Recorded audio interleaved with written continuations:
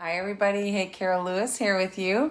I wanted to show you what's for dinner. Let's be honest, I don't make dinner every single night. A lot of times we're just reheating leftovers or takeout, reheating some leftover pizza. I know you all aren't probably cooking every single night, and there is no better way to heat up your leftovers than with our air fryer. I had some leftover taquitos. I went to a Mexican restaurant this weekend and it was more food than I could ever eat. And we had these taquitos and they're nice and crispy.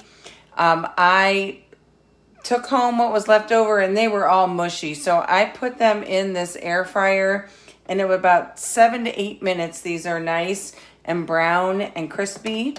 And I have a little drip tray down here. I was able to catch all of the cheese. And because I wasn't making dinner, I had enough time to make myself a frozen margarita in the cooking blender. So the Deluxe cooking blender comes with, you can get the blender cup and it has the little blade that goes on it.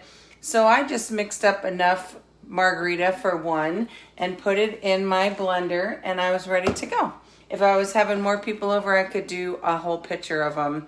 I love this blender and this air fryer. Hope you guys are having a good day. Talk to you later.